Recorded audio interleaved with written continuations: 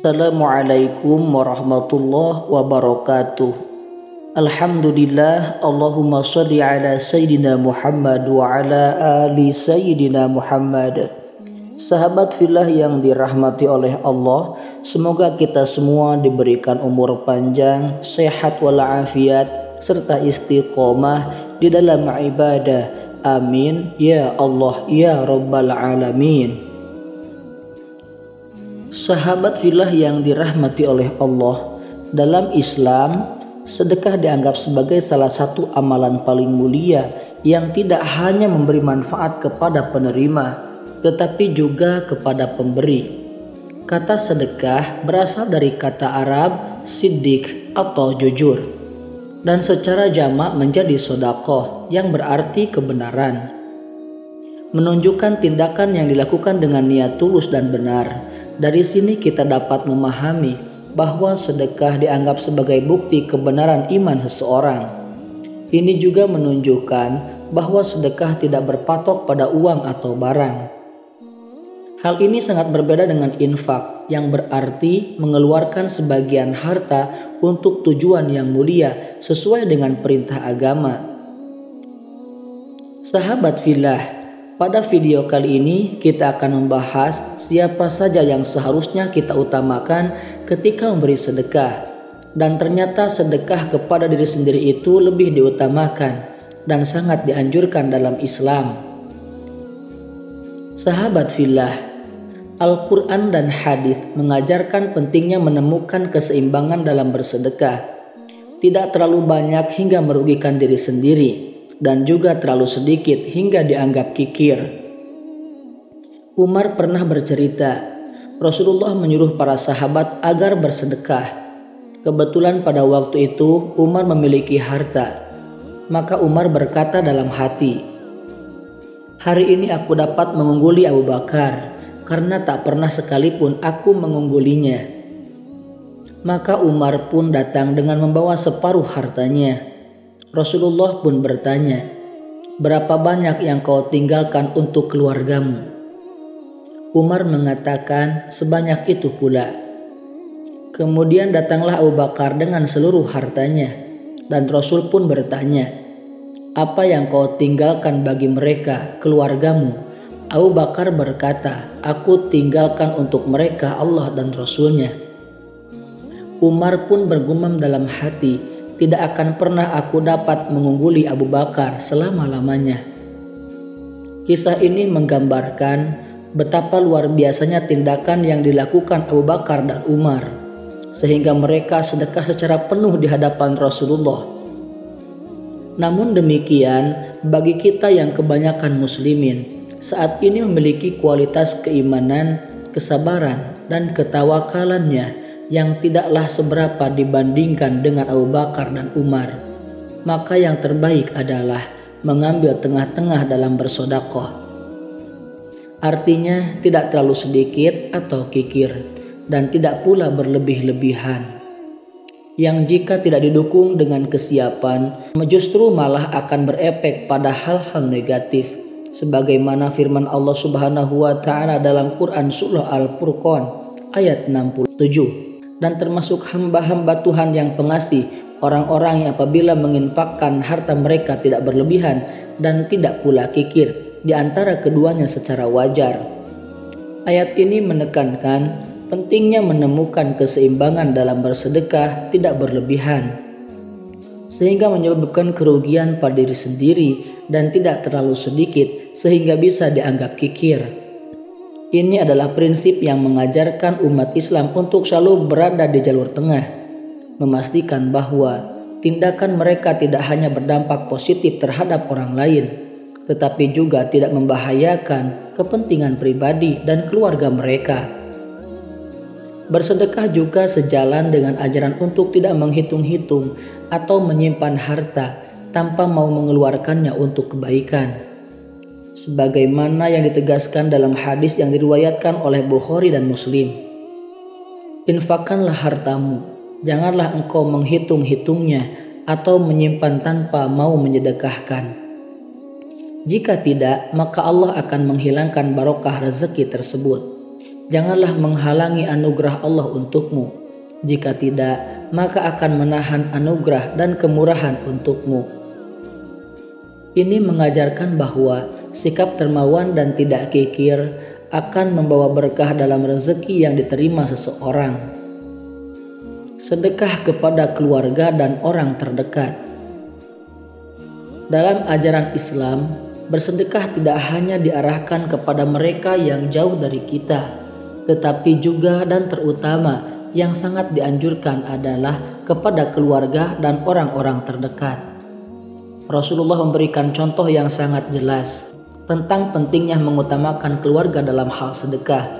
Sebuah kisah yang menonjol adalah saat Zainab istri Abdullah bin Mas'ud yang hendak menyumbangkan perhiasannya. Suatu hari setelah sholat Idul Adha atau Idul Fitri, Rasulullah memberikan nasihat kepada masyarakat untuk bersedekah. Beliau melihat beberapa wanita yang lewat dan mengingatkan mereka tentang pentingnya bersedekah.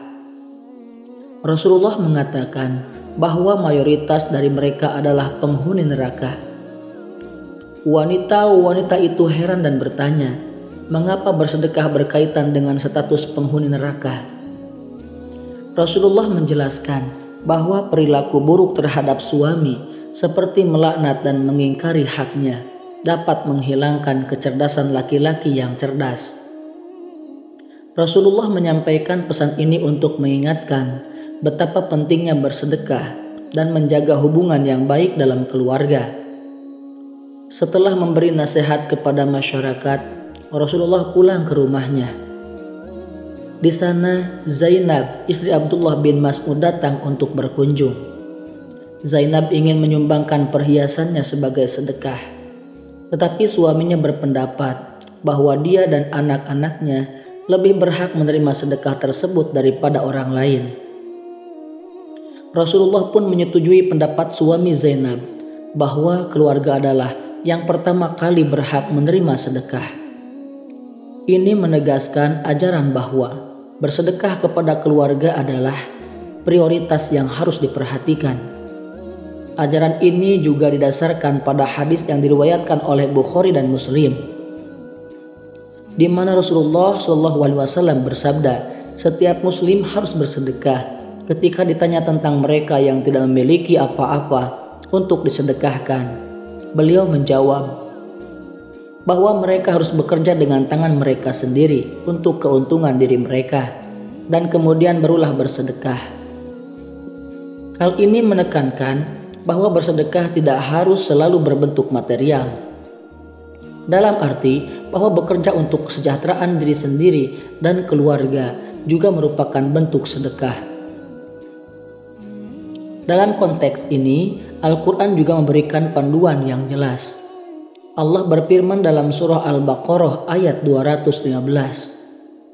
Mereka bertanya kepadamu, wahai Muhammad, tentang apa yang harus mereka infakkan. Katakanlah, harta apa saja yang kamu infakkan hendaknya diperuntukkan bagi kedua orang tua, kerabat, anak-anak yatim, orang-orang miskin, dan orang-orang yang dalam perjalanan membutuhkan pertolongan. Secara urutan, ayat ini menggarisbawahi pentingnya mengalokasikan bagian dari harta kita untuk mendukung keluarga dan orang-orang dekat yang membutuhkan. Bersedekah kepada tetangga dan masyarakat. Dalam kehidupan berkomunikasi, Islam mengajarkan nilai-nilai empati dan kepedulian yang mendalam, khususnya kepada mereka yang berada di sekitar kita. Ajaran ini berakar pada perintah Allah dalam surah An-Nisa ayat 36. Sembahlah Allah dan janganlah kamu mempersekutukannya dengan sesuatu apapun. Berbuat baiklah kepada kedua orang tua, karib kerabat, anak-anak yatim, orang-orang miskin, tetangga dekat dan tetangga jauh, teman sejawat, ibnu sabil, serta hamba sahaya yang kamu miliki. Sesungguhnya Allah tidak menyukai orang yang sombong lagi sangat membanggakan diri. Kebaikan kepada tetangga tidak hanya mengukuhkan tali persaudaraan, tetapi juga sebagai manifestasi dari keimanan seseorang. Rasulullah menekankan pentingnya hubungan yang baik dengan tetangga melalui sabdanya kepada Abu Dzar. "Wahai Abu Dzar, jika kamu masak sop, maka perbanyaklah kuahnya. Kemudian bagilah sebagiannya kepada tetanggamu." Hadis ini mengilustrasikan bagaimana tindakan sederhana namun berarti aksi bersedekah kepada tetangga dapat memperbaiki hubungan antara manusia dan mempererat jalinan komunitas. Pentingnya menjaga dan merawat hubungan dengan tetangga serta masyarakat sekitar juga tercermin dalam konsep sedekah yang lebih luas, yang mengajarkan bahwa setiap tindakan kebaikan sekecil apapun adalah sedekah. Dari Imam An-Nawawi kita mempelajari bahwa tidak ada tindakan kebaikan yang sia-sia.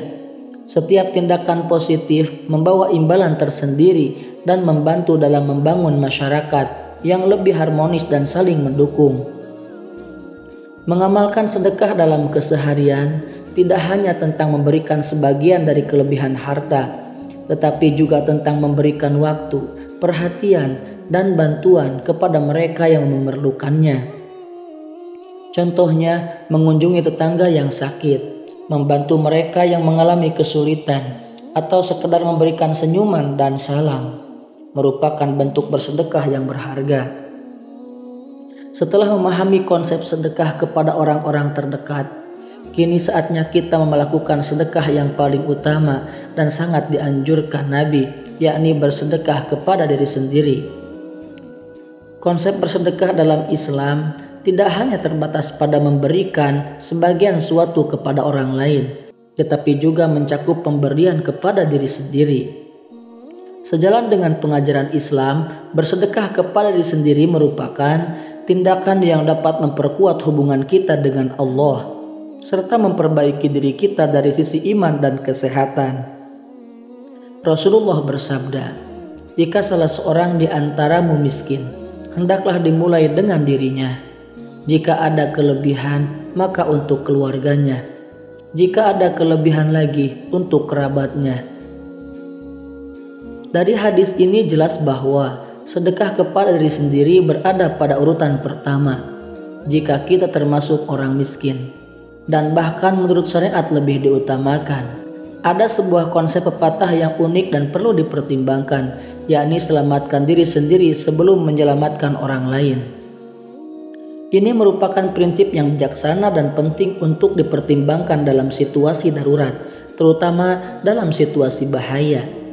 Ide ini menekankan pentingnya memastikan keselamatan diri sebelum berusaha menyelamatkan orang lain, karena jika kita tidak mampu menyelamatkan diri, kita tidak akan bisa membantu orang lain dan bahkan bisa memperburuk situasi. Sebagai ilustrasi, ketika melihat seseorang tenggelam, langkah pertama yang bijaksana adalah melakukan penilaian cepat tentang kemampuan diri sendiri untuk berenang dan menyelamatkan orang tersebut. Jika kita yakin bisa menyelamatkan diri dan orang lain tanpa membahayakan diri sendiri, maka tindakan itu bisa dilakukan dengan hati-hati. Namun jika tidak yakin atau menyadari bahwa kita tidak memiliki kemampuan yang cukup untuk menyelamatkan diri dan orang lain, maka yang terbaik adalah memanggil penyelamat yang lebih terlatih. Memilih untuk tidak bertindak dalam situasi seperti itu bukanlah tanda keegoisan, melainkan pertimbangan bijak untuk mencegah terjadinya resiko lebih besar, termasuk risiko mengorbankan 2 nyawa. Sahabat fillah, sebetulnya tidak ada batas maksimum dari sedekah yang dikeluarkan seseorang, dan bahkan dibolehkan bagi seseorang menyedekahkan seluruh hartanya jika ia mampu mempertahankan kehidupannya secara wajar. Kisah Abu Bakar menyedekahkan seluruh hartanya yang tadi sudah kita simak bukanlah tindakan yang loyo atau nekat. Abu Bakar hanya menyedekahkan harta yang bisa ia bawa di hadapan Rasulullah.